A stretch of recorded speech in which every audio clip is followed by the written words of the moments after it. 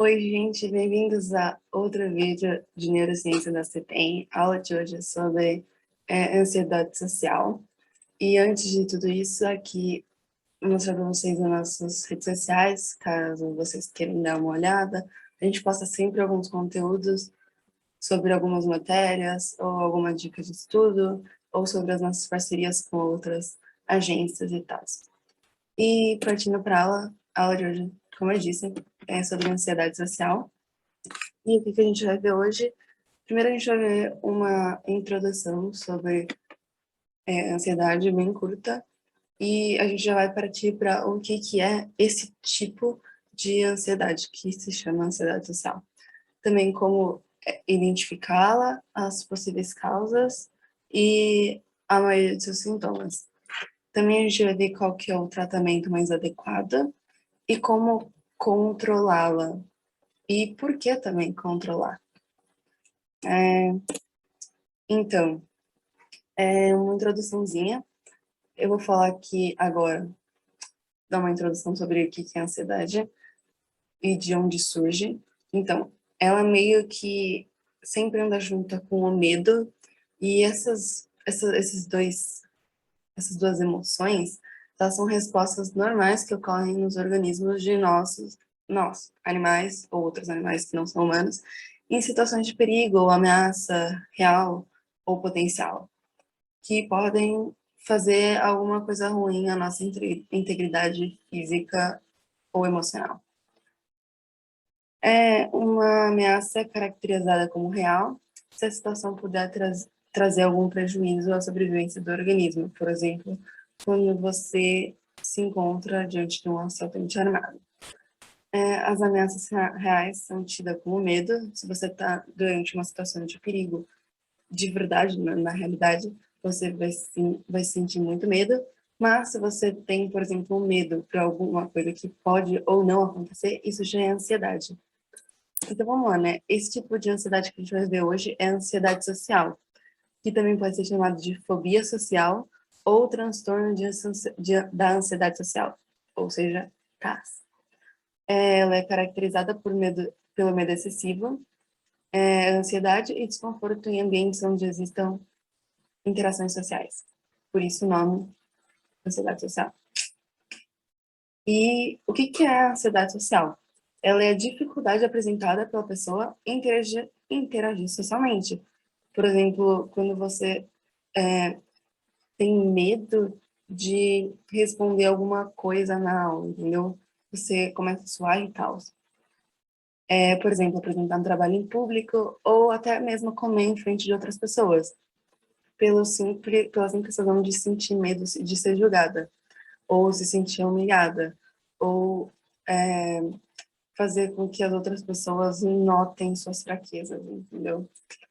É um medo do que pode acontecer, caso você se encontre dentro de alguma interação social.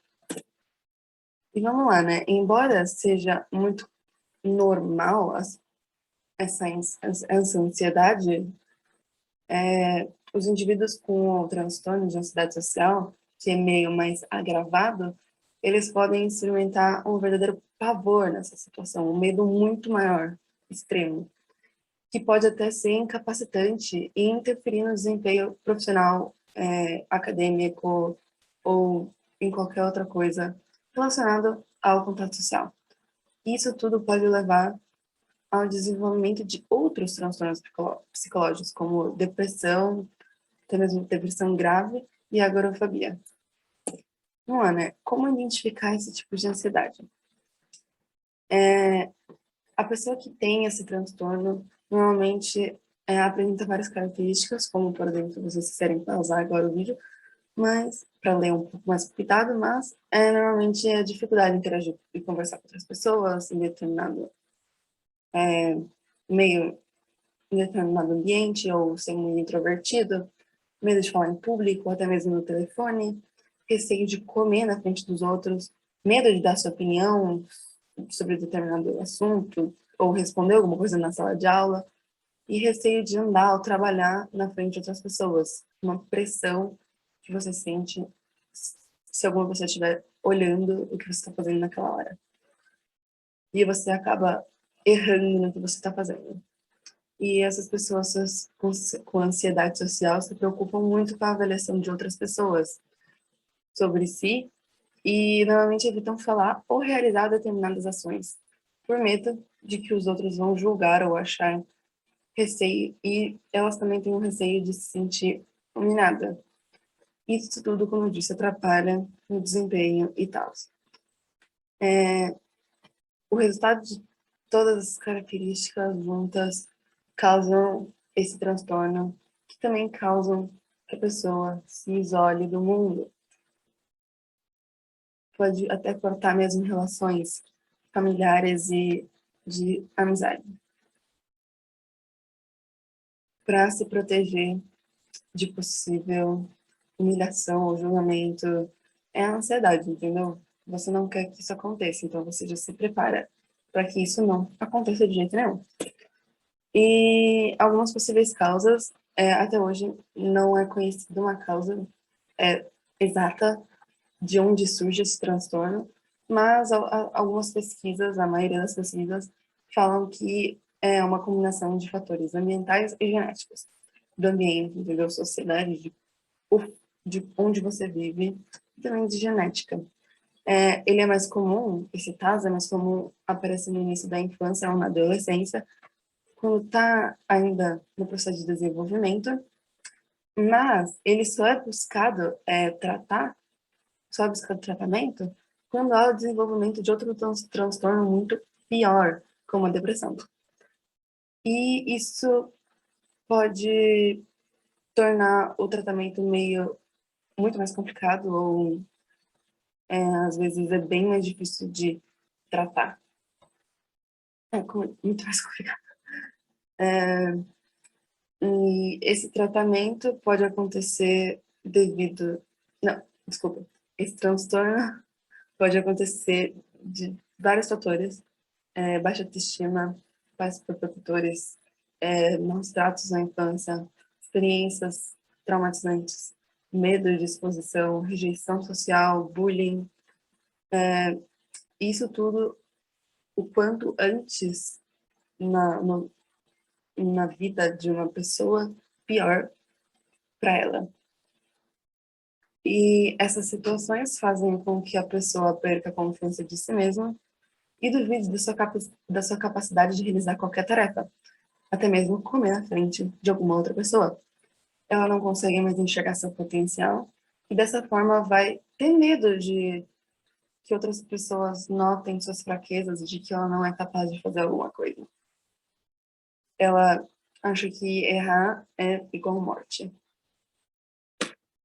Alguns sintomas desse transtorno são físicos, emocionais e comportamentais. Os sintomas, se vocês quiserem pausar a tela para ler mais devagar, mas a maioria é tontura ou também, como eu disse, alto nível de ansiedade e medo, nervosismo, suor, e também alguns sintomas comportamentais, evitar seu centro das atenções, ou evitar contato social, ou sempre se isolar.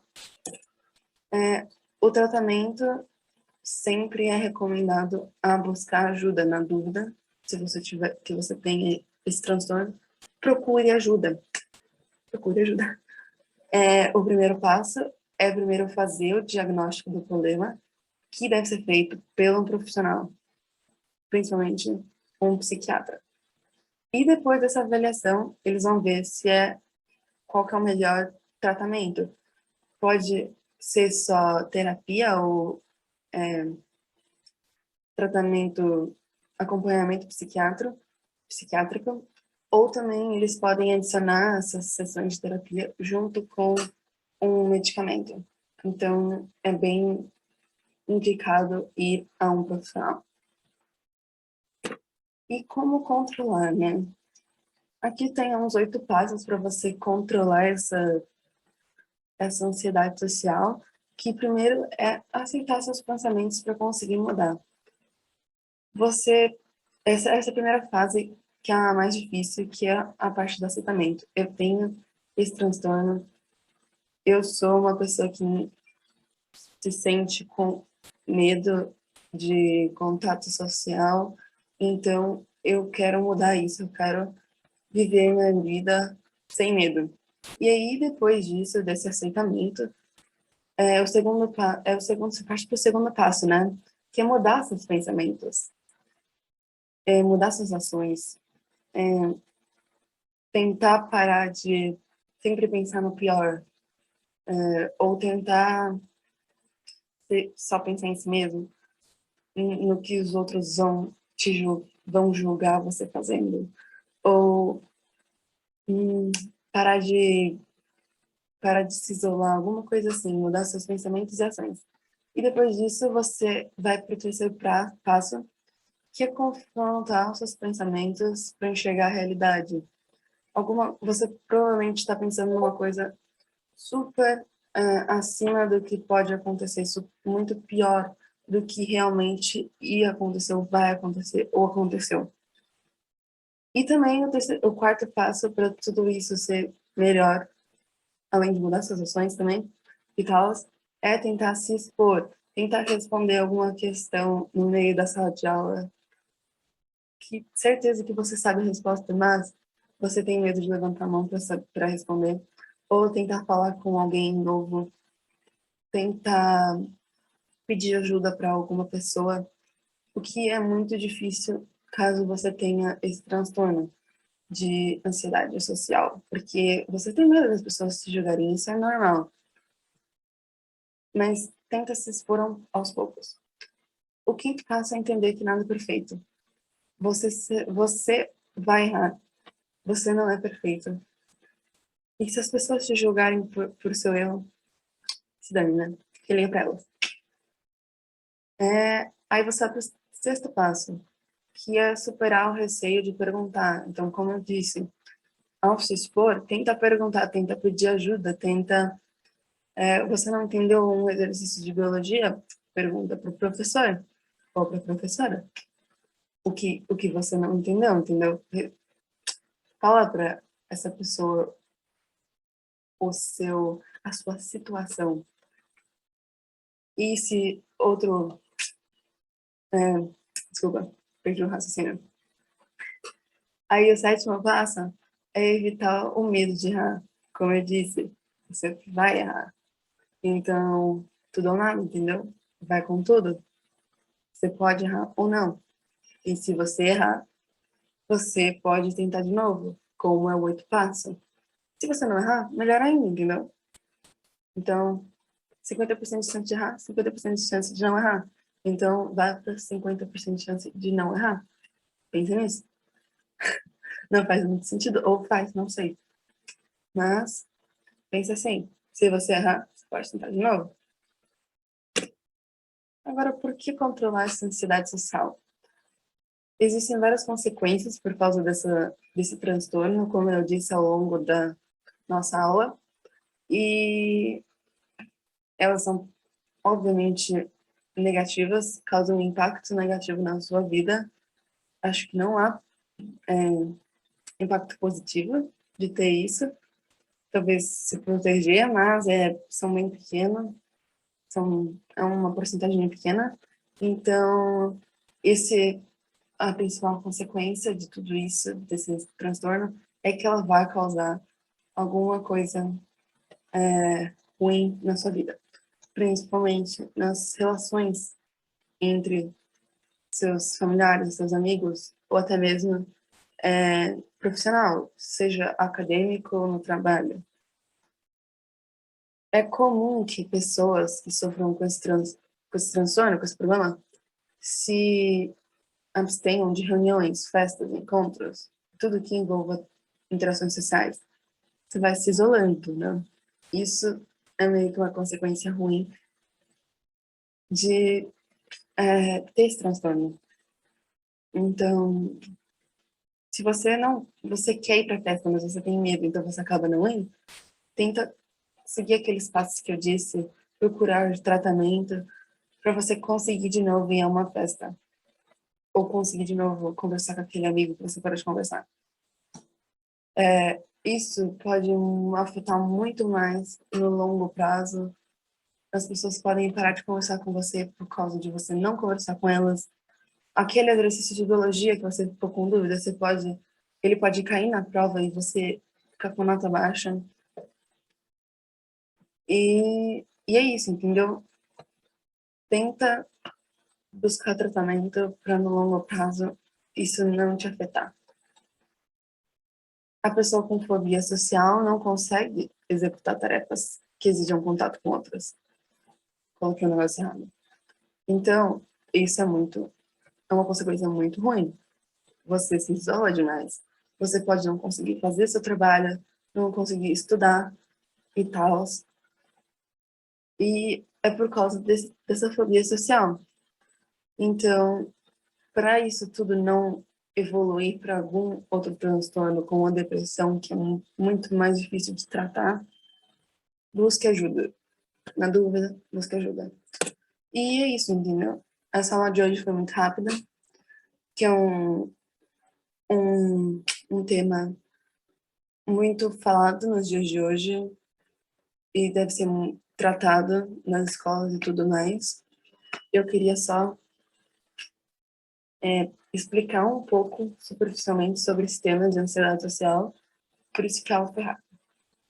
Mas se quiserem pesquisar mais sobre isso, ou saber mais sobre isso, fale com algum profissional, ou busque outro vídeo no YouTube, ou leia livros, sei lá. E a gente viu tudo. Ah, esqueci de fazer esqueci de fazer outro negocinho, mas a gente viu o porquê controla. Então a gente viu tudo de hoje.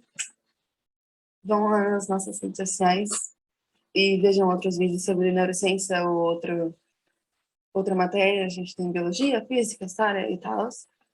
E fiquem atentos para outros vídeos de outras matérias. E é isso. Adiós.